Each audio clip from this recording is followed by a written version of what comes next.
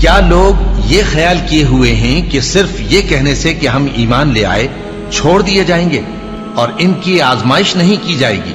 اور جو لوگ ان سے پہلے ہو چکے ہیں ہم نے ان کو بھی آزمایا تھا اور ان کو بھی آزمائیں گے، سو اللہ ان کو ضرور معلوم کرے گا جو اپنے ایمان میں سچے ہیں اور ان کو بھی جو جھوٹے ہیں۔ کیا وہ لوگ جو برے کام کرتے ہیں یہ سمجھے ہوئے ہیں کہ یہ ہمارے قابو سے نکل جائیں گے؟ جو فیصلہ یہ کرتے ہیں برا ہے۔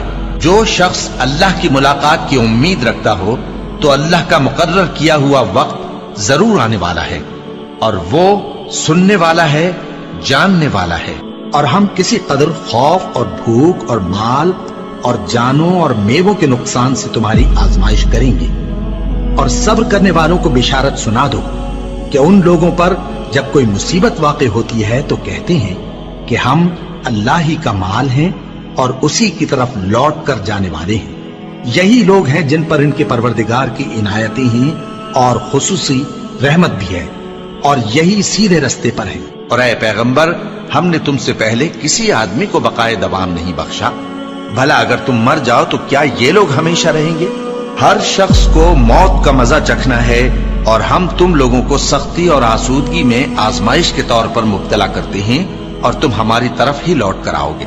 کوئی مصیبت زمین میں اور خود تم پر نہیں پڑتی مگر بیشتر اس کے کہ ہم اس کو پیدا کریں ایک کتاب میں لکھی ہوئی ہوتی ہے، اور یہ کام اللہ کو آسان ہے، تاکہ جو فائدہ تمہیں حاصل نہ ہو سکا اس کا غم نہ کھایا کرو، اور جو تم کو اس نے دیا ہو اس پر اترایا نہ کرو۔ اور اللہ کسی اترانے اور شیخی بگاڑنے والے کو دوست نہیں رکھتا۔ اور ہم نے تمہیں ایک دوسرے کے لیے آزمائش بنایا، کیا تم لوگ صبر کرو گے؟ اور تمہارا پروردگار تو دیکھنے والا ہے۔ اے اہل ایمان، تمہارے مال و جان میں تمہاری آزمائش ضرور کی جائے گی، اور تم اہل کتاب سے اور ان لوگوں سے جو مشرک ہیں بہت سی ایذا کی باتیں سنو گے، تو اگر صبر اور پرہیزگاری کرتے رہو گے تو یہ بڑی ہمت کے کام ہے۔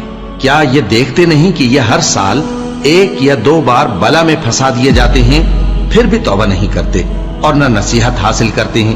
اور جو مصیبت تم پر واقع ہوتی ہے سو تمہارے اپنے کرتوتوں سے، اور وہ بہت سے گناہ تو معاف کر دیتا ہے۔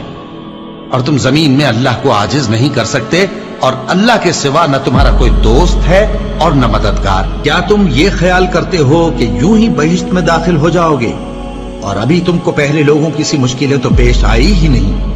ان کو بڑی بڑی سختیاں اور تکلیفیں پہنچیں، اور وہ صعوبتوں میں ہلا ہلا دیے گئے، یہاں تک کہ پیغمبر اور مومن لوگ جو ان کے ساتھ تھے سب پکار اٹھے کہ کب اللہ کی مدد آئے گی۔